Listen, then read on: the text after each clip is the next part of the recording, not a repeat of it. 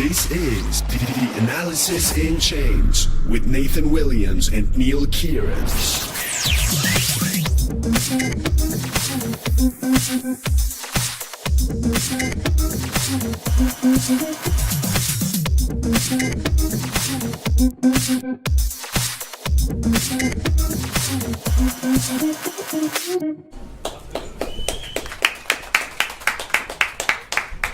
So thanks Nicolina and thanks WeWork for hosting this meetup.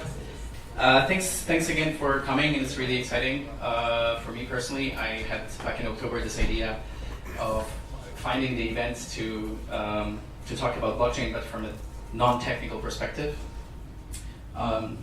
Sandeep, Claire, and Katri, who's not here today, and Paul he's downstairs, are all part of this group. My name is Maciej, and thanks again for coming. So, what's PB? Positive Blockchain. It's a grassroots community of about 30 contributors all over the world that are building an open source database that maps globally blockchain projects that are impact driven. We are currently launching a new website that will enable all project owners to have their own website and also to measure social impact. So it's really exciting and busy time. We have been working with several organizations over the last 2 years. EU Blockchain Observatory, UNC, Consensus, and most recently SAP on Blockchain Education Project here in Berlin. And now we're joining forces with GAZ Blockchain Lab and Birdchain on this series of meetups. So the idea was, and it is very simple, to bring together two communities, tech and social impact, and to discuss, to explore the potential of blockchain technology from a totally new, undiscovered, unexplored in Berlin perspective of social impact. If you're interested to see what's coming up in the next months, then just join our meetup group and feel free to reach out to us on Telegram or else. So today we are talking about digital identity. We have two panel discussion moderated by Carolina from Innogy Innovation Hub.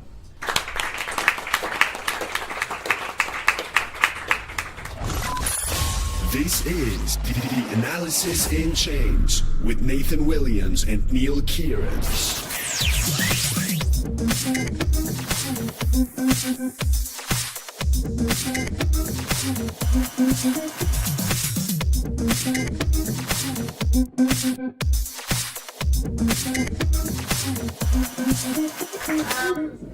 Okay, so thanks again, everyone in the audience for coming over and listening to these great presentations on digital identity. And also thanks for our presenters for joining. So I would like to basically give a goal to this panel. So we want to basically understand if blockchain is a solution for solving the digital identity problem. As you mentioned, there's 1.2 billion people without an identity, and also the people who actually have an identity, they are basically, so their identity can be stolen, it can be hacked, it can be stolen. So that's pretty big issues that we need to understand with digital identity, and perhaps blockchain is the solution. So let's see if it works. So my first question is trying to link this machine identity with human identity. So imagine a perfect world where everyone has its own digital identity, but also machines also have their digital identity. What kind of business models can you imagine happening for international development? So for instance, as Maciej said, there could be a solar panel having its own identity. So what kind of business do you imagine here? So I guess the simplest answer to that, so it will be complicated. It is really a disrupting world, I guess, when this happens. But I guess the simplest answer is if you want to research these kind of digital twins, we call it so, it will be some kind of service fee. If you want to buy the data of the customer, you go to him, you ask him for a discount or some kind of the insurance goes to the car owner and asks him for some data, and he has the sovereignty about it to give it to him or to give it not to him, and for service fee, I guess. Yeah, that's my answer to that. So I don't know. Maybe I can add something. I mean, there's this whole movement of sustainable financing, which is a huge market because all the big funds tend to invest more in renewables than they would in coal. And this whole concept is perfectly aligned with the idea of social impact bonds. So you don't pay for investments made, but rather you pay for outcomes received. And if we have, for example, self-sovereign machines, renewable energy generation objects that produce certain amounts of kilowatt hours, you can use them in social impact bonds, for example, to kind of have the assessment that outcome was really achieved and therefore pay the people who invested them. But in order to do so, you need to make sure that the machines exist, that they have an identity, plus that the people who invested have also an identity which is based on this exact same blockchain or an interoperable blockchain, so that funds can be transferred. So yeah, this is like a great use case when we think ahead, because this might be also a major shift in development cooperation, not just spending funds, but really trying to incentivize new business models that are outcome oriented. Maybe another business model that I could think of is also land registration. Could you imagine giving identity to a piece of land and then basically having a human owning this land, or would this be something way too crazy, or I can answer? I guess just to make it more tangible, like this is a really interesting example, and the kind of land registry case for blockchains is, I guess, one of the first ones right after cryptocurrencies, and it's been debated like back and forth for a long time, and it ends up being, yes, the blockchain would be a great record, but how does it get there? And you end up with people and politics and local power structures. So unfortunately, this doesn't get out of the way. But just there's a really good example for giving a name to a place. I'm not sure if you know these 3 words. It's a project that provides like a map of the world with a really simple system of basically putting an overlay of the world, and like these small kind of parcels are named after 3 words. And it's much easier than GPS coordinates, works totally well, and everybody in the world can find out their address.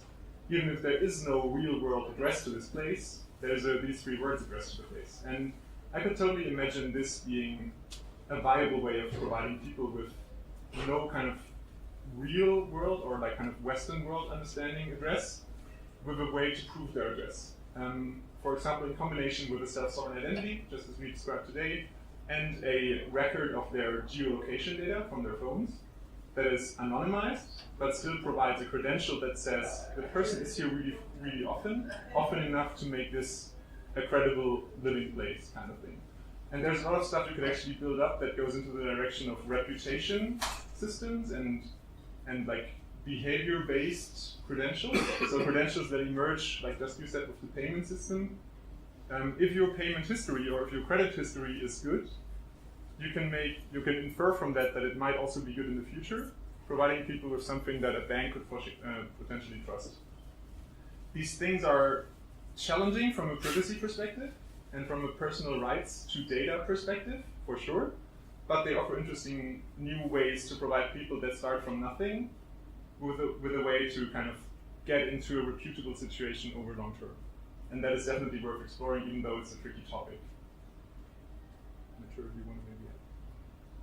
Yeah, so to add one thing that hasn't been mentioned so far, and that is biometric identification. Because if someone does not have any paperwork, how will they identify themselves? There's no biometrics is really the only way especially as you're not going to have people manage private keys out there, in some developing country, some artisan in some remote place. You want to avoid, and anyway, this is a big question. This private key management is a big question. Realistically, we want to avoid this issue. We want to basically, and this is a technological issue, we want to have systems where the private key is implicit, and what matters is the, basically the human being. Okay, you want to link the account not to a private key, but to the human being, and you've got irises, you've got voice. Voice is apparently quite a good way to identify someone. Of course, the face, etc., etc. Okay, all of these. In the end, for something that will work in the third world on a massive scale, okay, it's not going to be through private keys. It's going to be via some kind of biometrics. And for our project, we're actually looking for partners in that area. May I add something, because this underlines your point. There's this great project at the World Food Program in Jordan, which is called Building Blocks.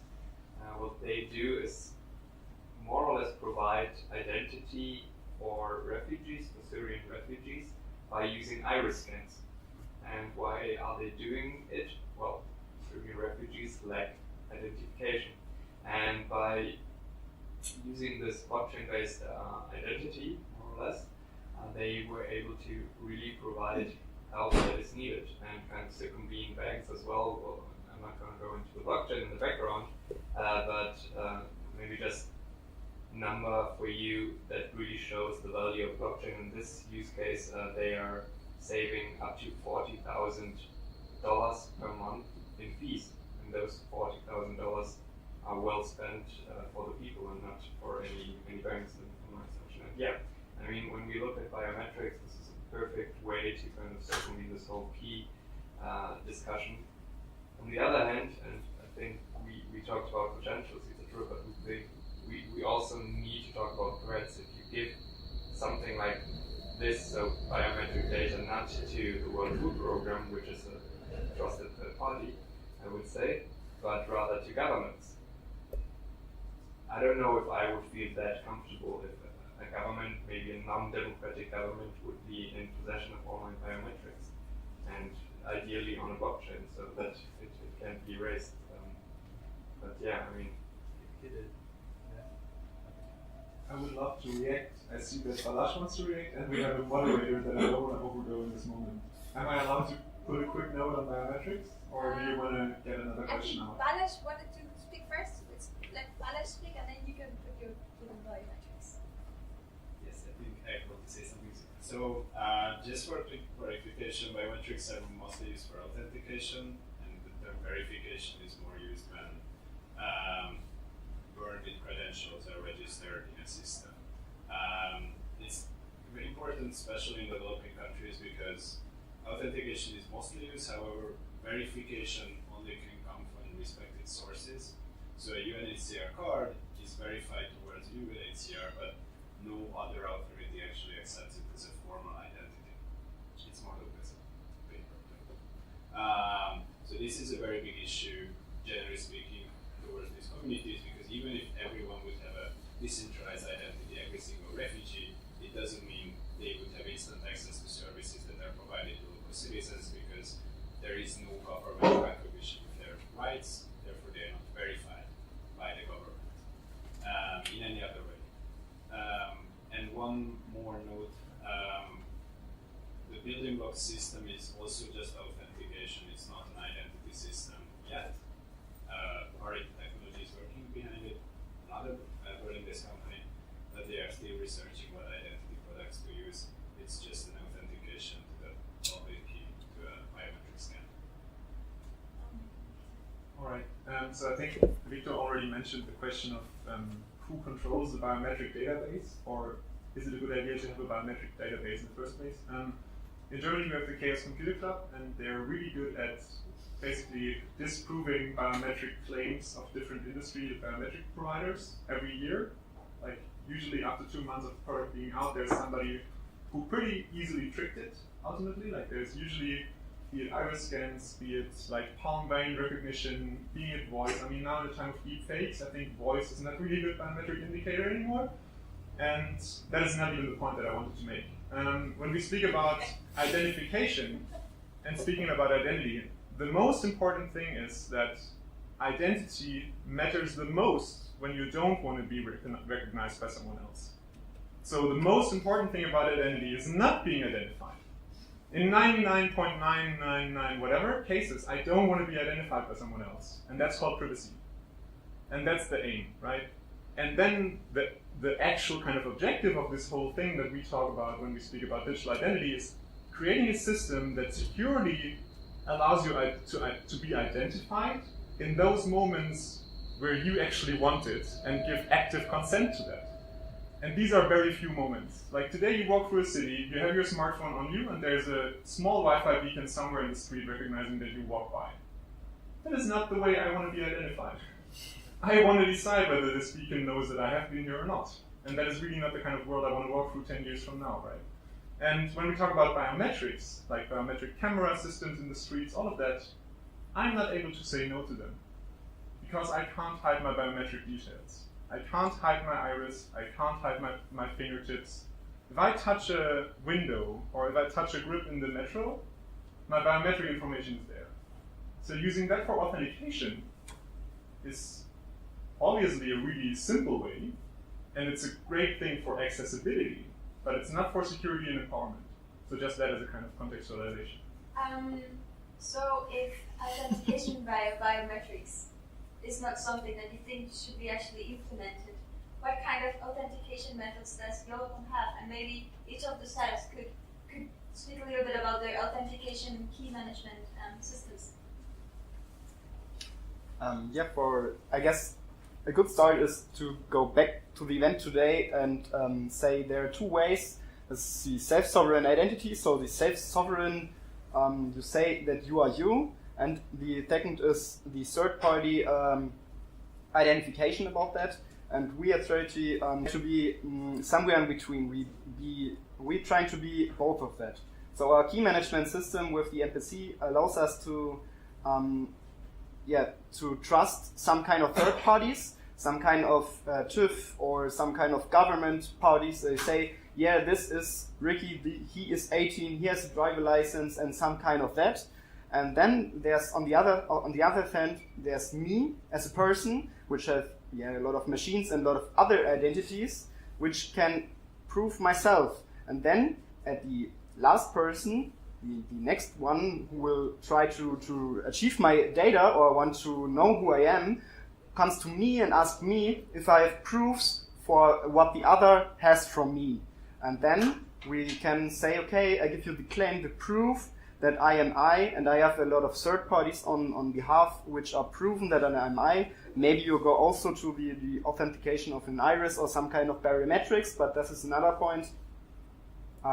We think that this is the perfect way to do this.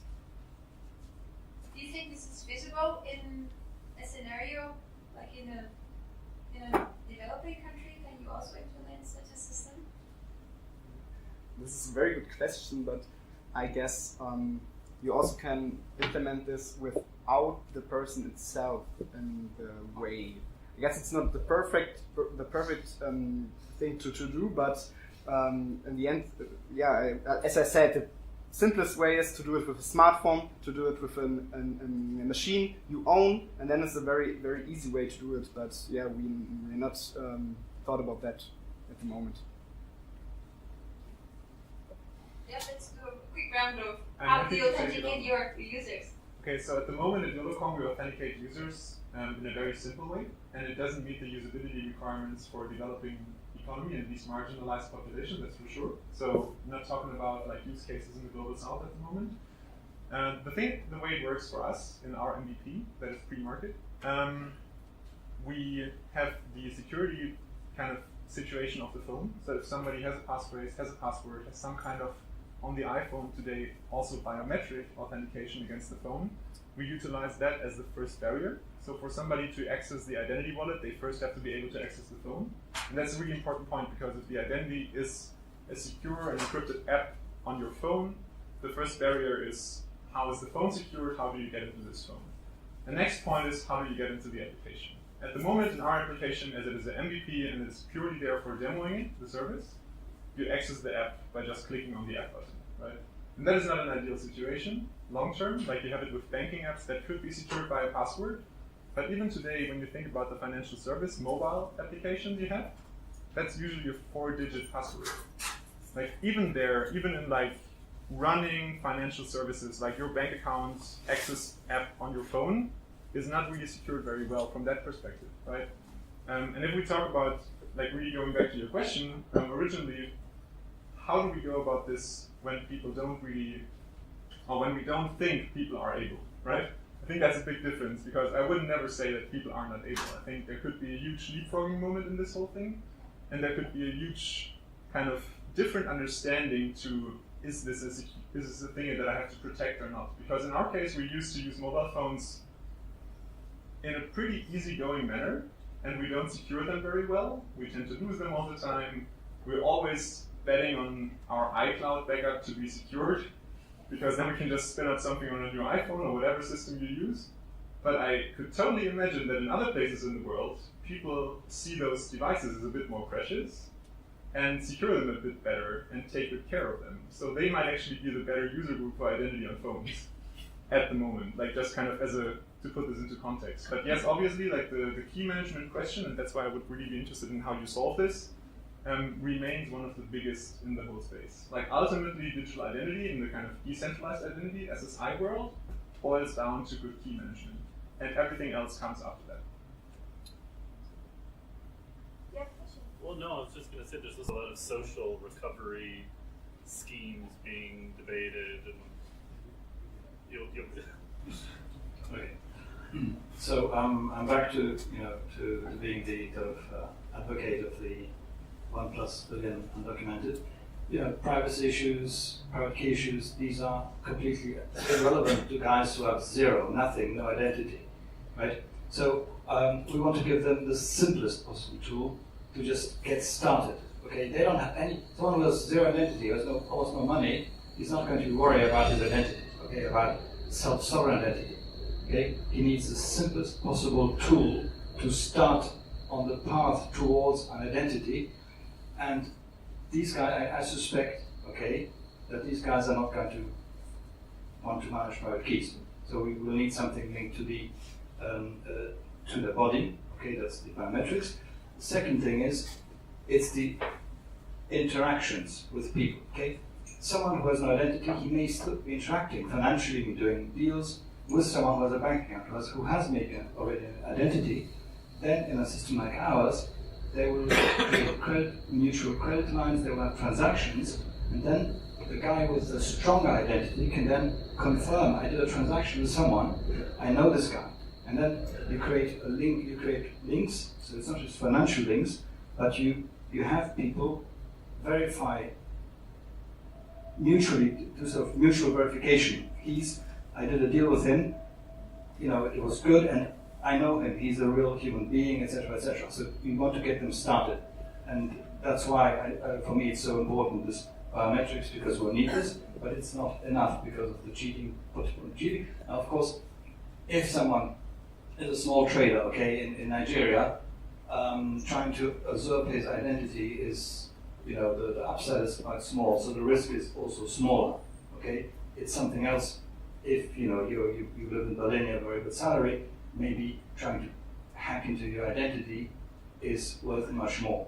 Okay, so I would say it's much less important. These privacy issues are going to be much less important, but other issues are important.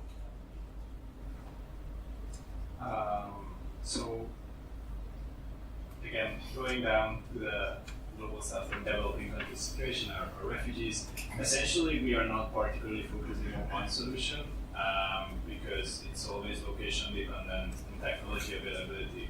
Or even if there is a smartphone, it doesn't mean it has any access to a cell tower. So what basically we are looking is somewhat similar to the notion that if there is no technology, hardcore technology presence, then the potentially being hacked is moved away a couple of steps. clearly education on consent, privacy is a huge issue. UNHCR actually has a mandate of educating every single refugee who they identify with their process to talk about, to explain them what consent is and what privacy is. They have a very big issue with this because it's not always very simple.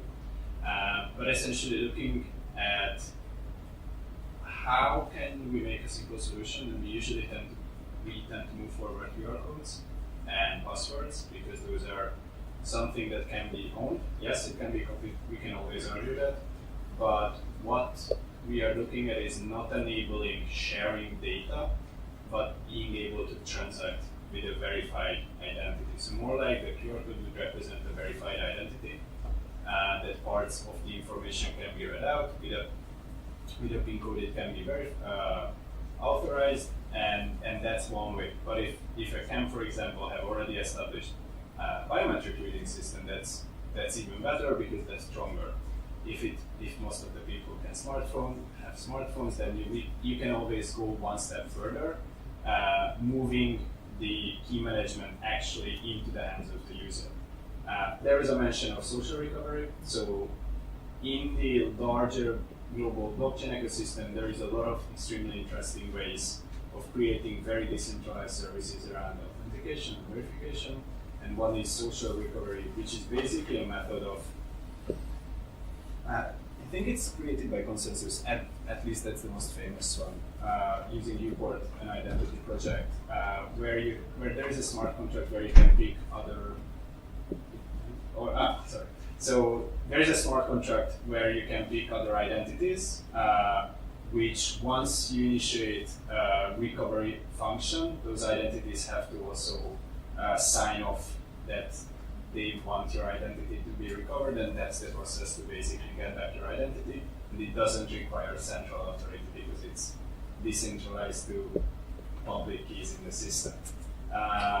Also, there are decentralized 3D authentication methods where you need to build different 3D models on the screen, which is actually very simple for humans because we have a very good 3D sense, and you can make much more complicated passwords than 6, 8, X number of characters. So there is a lot of advances. It's always the question of what we can deliver in different places. So leaving authentication open once we are dealing with this 1 million people is probably the way to go because it will need to be different. Storing data, super important. Rights to access data because, for example, a minor child refugee who don't have parents will need someone who actually guardianing his identity. And these kind of functions are very important to be in place before talking about authentication. Well, thank you. I want to go back a little bit to more the international development topic. And it's basically, I think everyone in the room has a mobile phone, or even two. However, this is not the case worldwide. I think about 30% of the population doesn't even have a phone, and that seems to be the first point of access to your digital identity. So at the moment, people who don't have an identity and don't have a mobile phone, they're pretty much, not in the best place at the moment. There's some who might not have a mobile phone, but they have their identity card and they're still easily identifiable. Which kind of solution do you envision for these other people who don't own a smartphone? Or is this definitely the gateway to having a digital identity? I'm happy to start. So, how many films have you seen where someone copied an American driver's license? Having a printed plastic doesn't mean it's a verified identity. It means it might have a couple of security features, which with today's technology is insanely easy to replicate. So those, for example, if you would be a refugee applying for Germany, it's a nice sign that you might have come from a given country. But for example, Syrian passports were sold for 400 or 500 euros before the German border, because if you're Syrian, you're going to be Syrian, but can become a Syrian with a Syrian passport, just from like printed identities. And how it can reach, like basically, that's all gonna come back to PK or private key management that everyone mentioned, and the delivery method and authentication. Like it can be a QR code, a password, a biometric, and you have to know your mother's name, and that's the way you can prove who you are. And if the other party has a way to take a photo of your QR code, give you the phone to enter the PIN code, and go, then there are ways to solve this problem. But it's always the question of how far it has to go. The ability to access it, if it's needed, that's the question. So even if I have a QR code, someone in the other side of the world I should be able to prove that I have access to some database somewhere. Yes, the QR code is not going to store data, but it provides me access. And that's why it's very important to design the backend first, and then provide access to the limit of requirements that are needed. By the way, just want to mention, there is an organization called Taqanu, T-Y-K-N, that's what you were talking about. That's what they do. So they help organizations to create this digital identity for refugees. So that's a good example for the private key as well. So to answer your question, I'd say I don't see how you can do these things without a phone, a smartphone these days. Really, it's very hard. Basically, usually it's the elderly who got a smartphone, so they should go to the kids, and the kids or the family should have a way to get them an identity. Basically, that's a possible solution. What's interesting here, actually, we talk about identity. We really talk about three very, very different approaches of things. We've got the developed world, us, where self-sovereign identity is a matter of privacy, of dealing, managing our data, etc. That's our problem. Here, then we've got the refugees. That's more of an institutional approach to identity. Okay, and I'm coming more from the ground level. It's like even making the first step toward identity. And these are three quite different things. It's not like self-sovereign or digital identity is one thing. It's a whole. It's a complex field, and you need to look at about what are you talking about, in what context, in what geographical context, in what institutional context. I think that's important. Actually, I think we need to not only talk about smartphones, but go one step beyond this, because for a smartphone you need electricity, you need access to education so that you can read or have some sort of literacy at least. You need also the ability of free movement, not being in a marginalized group that is not allowed to move freely, etc. I mean, this is what I meant by challenging our Eurocentric views. We are so used to our smartphones that kind of assume that that this trend is globally as active as it is in Europe, which is not. You stated that 30% do not own smartphones, but there are enough people that can read, that can access in any way some basic needs that they might need. And I think this is something that we need to kind of tackle by not providing smartphones, but rather through capacity building. So being on the ground, teaching people, not how to live. This would be the very worst thing we can do as Westerners, but just to provide them the same opportunities that we have. Plus, I mean, also strengthen institutions in some way. I mean, you stated it. I mean, that official identities or identities that are issued by a state are not the worst thing. I mean, it kind of sounds so negative, but obviously it's not the worst thing. They are not counterfeit, obviously they're not tamper-proof in any way, but I mean, they worked okay, and I mean, before maybe leapfrogging into that step, maybe it's good to build up an institution, a trusted institution in such countries that issues this identity credentials in the first place. They mentioned the fact that right now in France, for example, the government is moving more and more online, so also forms you can only fill out online.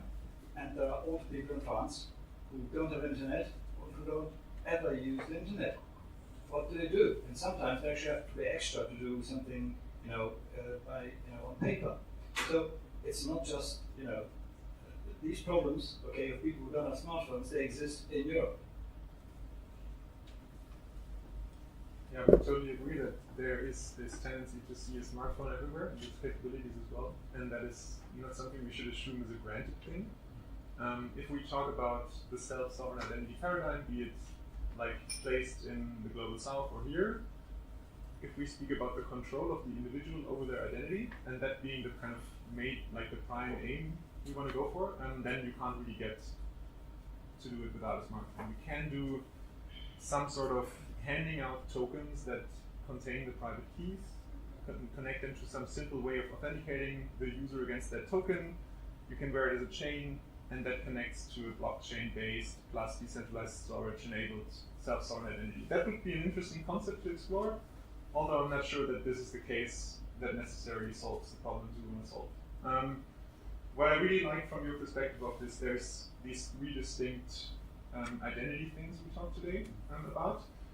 I can agree to some extent with that, but what I would like to point out is, especially when we come to the literacy point that you also made, is if we provide people with an identity, it means that we provide them usually with some way of embedding them securely into some sort of institutional system, into some sort of contract relationship, where they cannot anymore leave that contract relationship because they can securely be identified. Meaning that these people have to be literate enough and educated enough to go into these responsibility relationships.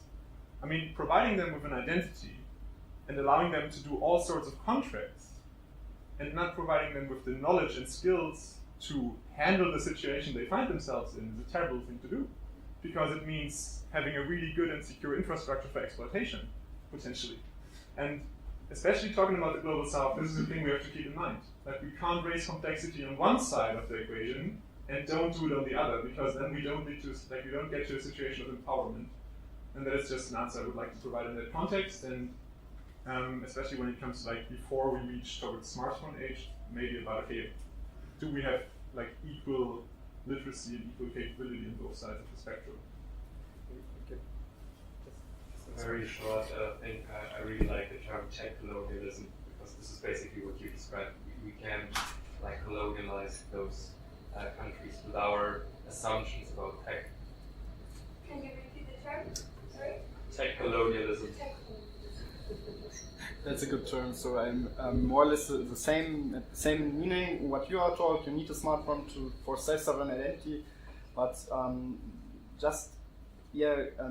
I can just give a short overview about what we are doing with machines. So this may be an interesting thing, because the problem is also there for cars and for solar panels, because if you have a solar panel with a smart meter gateway which is not certified, you can't trust these data which is out of the solar panel. So it's more or less the same.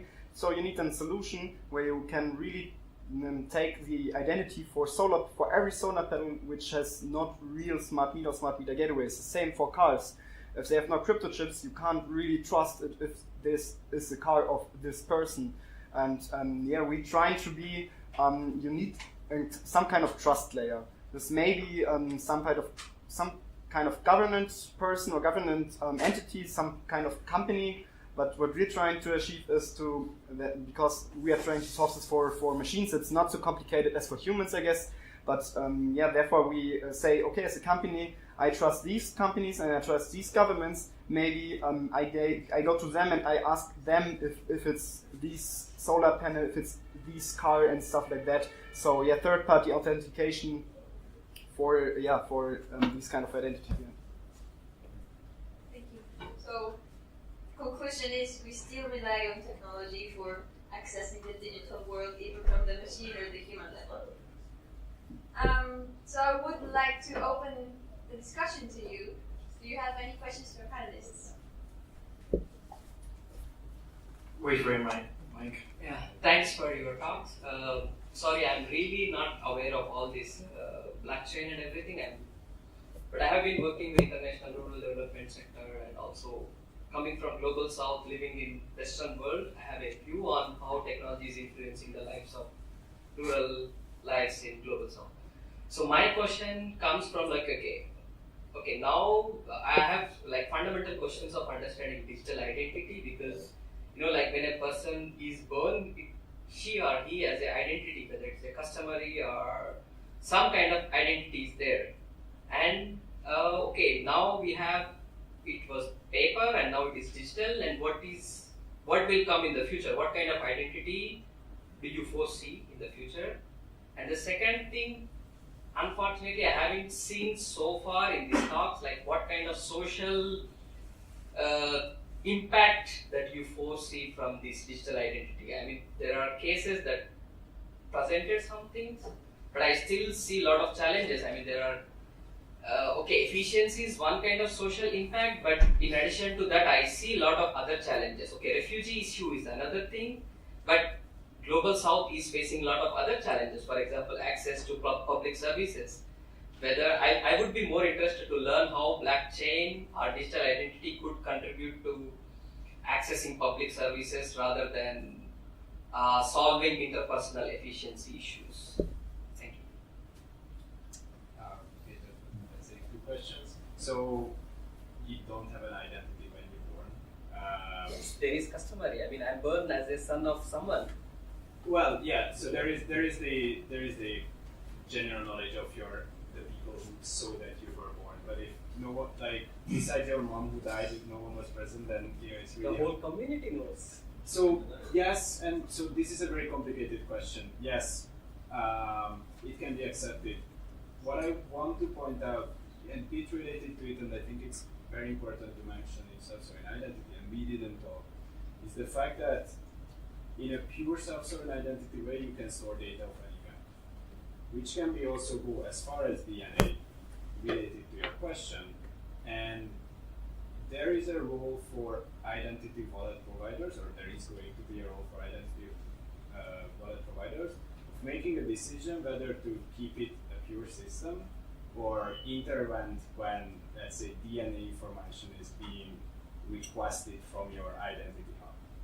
Because, let's say, an insurance company wants to access that data, this is a very deep social question, but I don't want to go into it. It's just put it out that it has to be thought. Related to I'm happy to hand over. Maybe Victor can relate to this question. Just say one thing is, of course people have identities. It is about digital identity. Okay, that's a different thing. I just say, access to public services, fraud. Once people are uniquely identified, they cannot, go to benefit from, in two different cities from the same services. So fraud would be a very good example of why this would be useful.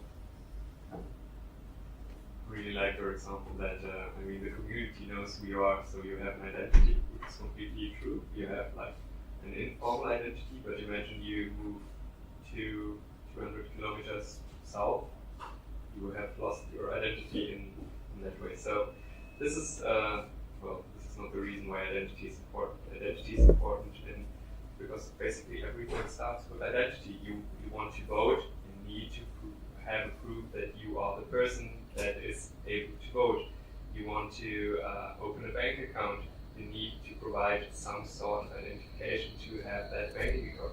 Obviously, you can also go for other solutions like M-Pesa in the African context, which basically you just need a phone, not even a smartphone for that. If you want to have basic rights, identity is always the first step. I can't imagine one single case where identity does much better. If you want to go to university and have a degree, you need to prove that you are the person who obtained all the classes to get this university degree, for example. You want to open a business, you need to prove that you are the person opening the business. You want to pay taxes, you want I don't want to pay taxes. The state wants you to pay taxes. So they need to make sure that you're the person. I have very quick comment on this. like okay, when I say not to have identity, but like when I was born, I was given a birth certificate. That's already identity. When I completed my masters, I got a certificate of masters. When I applied for passport, I received the passport. But now the digital identity is one. It is not doing the things that are haven't done with the other things like my masters or my birth certificate, for example. So I was asking like, okay, what is next of digital identity? So whether, for example, when I say accessing public services, is it going to influence my rights to increase the transparency, whether I am going to receive or whether I am going to receive my rights properly or not? So that was my question. Yeah, so let's head to next questions, but just to let you know, GAZ Lab that Victor represents published this nice analysis of each SDGs that it can be answered, and the added value in this kind of context is already mentioned by the panel. It's privacy and data minimization through self-sovereign data management, it's access to rights and public services, and it's reduction of identity fraud. So I wanted to ask you a question. Yeah. So in this room, obviously, we're all kind of believers in blockchain technology, but if you zoom out a little bit, like outside, this is just the beginning. Yeah. Like, even though blockchain is technology has been many years present out there, it's still the very beginning, and there are like solutions out there that solve the problem of digital identity without blockchain, right? So you're probably well aware of Berlin-based startup called SpherityAleksander, backed up by very strong German organizations, which is solving precisely the same problem. So my question is like, what is in front of blockchain as a technology? We're speaking now about adoption of blockchain technology in itself. We're speaking about that, and how do you see down the line this race in digital identity solutions with people like Verily, with people who don't necessarily use blockchain technology? And there's like several steps you guys are fighting. First one is adoption of the blockchain technology, and then adoptions of your solutions. So what's your take on that? This mic is very weird. So I already managed to steal the microphone. Comes in handy because I want to answer your question. I don't want to talk about the scaling of blockchains and getting blockchains adopted, because when we talk about self-sovereign identity today, and I would like to frame it as self-sovereign identity, you can read up on the kind of definition wars that go on there, but when we talk about this, it refers to a concept that is based on open standards. Spherity used the terminology before I did it. I guess Balazs is still following these directions as well. There's a range of open standards that are currently developed. Some of them are a bit further on in the W3C standardization process, others are just at the beginning. And the way they enable this kind of new emergent decentralized identity world to be different from an actor like Verily is that they allow for a universal identity layer. They allow for a universal infrastructure that is not depending on one specific actor to get the whole system to stay together. And to make an example of why you're giving an example of Verily is most probably not the future for every one of us, is that it's very close to the system we today have with a Google or a Facebook login. It is bringing that to a new level because it allows you to onboard government-issued credentials. So it allows you to have your driving license and ID card represented in your Verily account. And that definitely is a feature that Google does not yet offer you, or like I would say luckily does not yet offer you. But it doesn't actually solve the issue of a closed platform. Because to benefit from your Verily identity, the company you interact with has to be a Verily contractor. It has to have a running contract with the company Verily to manage its customer onboarding procedures with Verily identities. And that is a complex situation right in front of anything starting. It means every interaction I have has to happen within the Verily universe. You said they have strong partners right now, and that is very true. It's impressive. There's Lufthansa, there's Deutsche Bahn, there's Allianz, and it goes on DAX 20 kind of, but it stays to be a closed platform. And their USP and their actual value proposition is that of a closed platform. So they can't completely change their business model to become an open platform, which the self-sovereign identity model actually represents. Because Spherity, Taqanu, and Jolocom, just like speaking for the SSI, like kind of, because you didn't identify as an SSI company, that's why I'm excluding you, like not because I want to. I warmly invite you to the SSI company. The cool thing is that we are actually competitors that cooperate.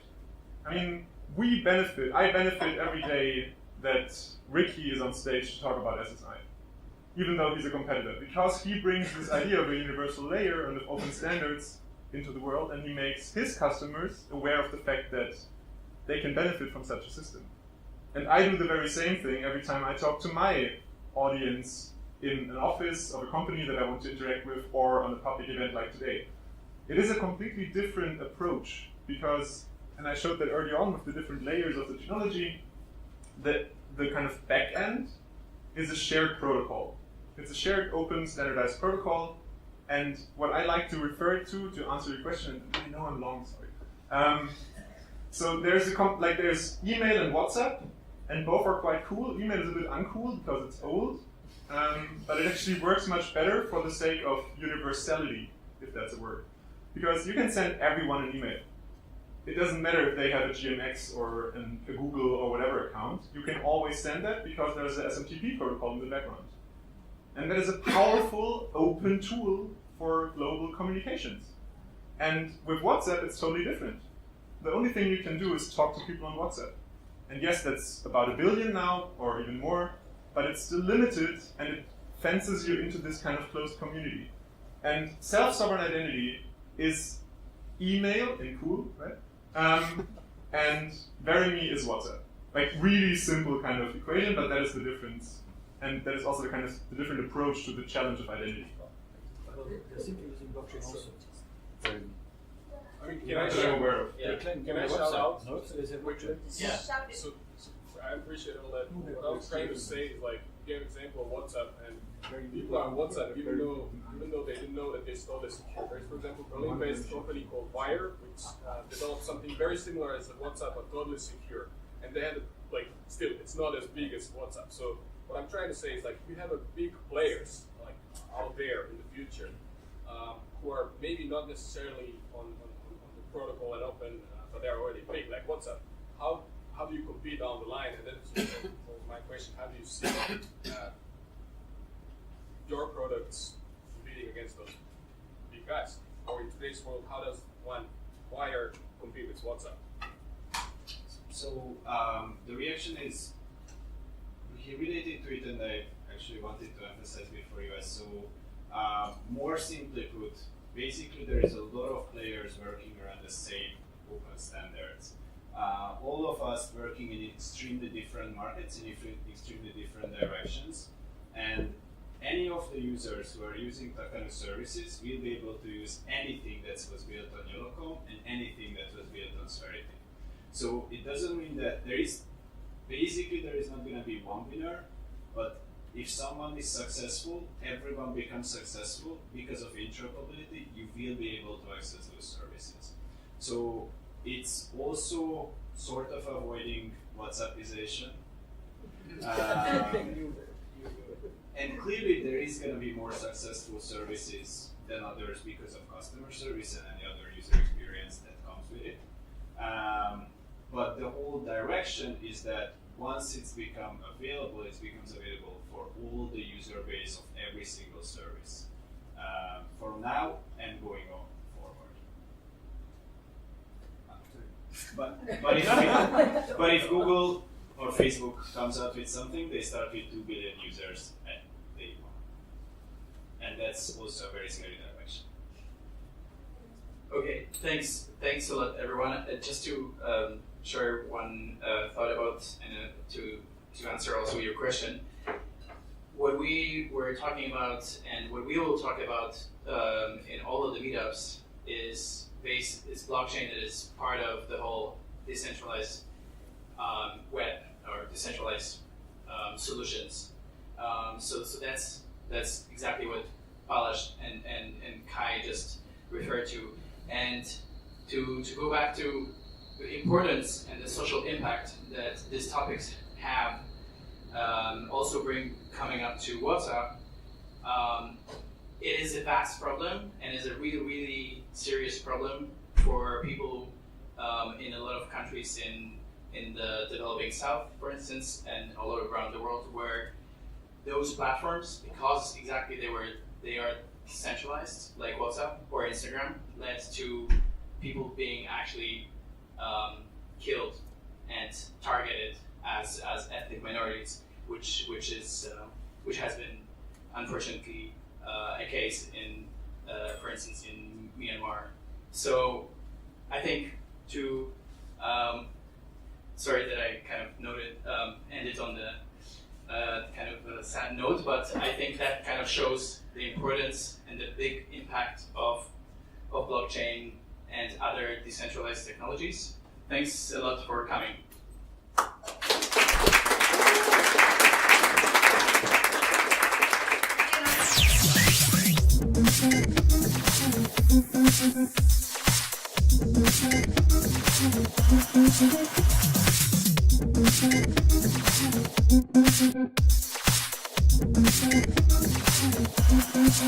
Thank you.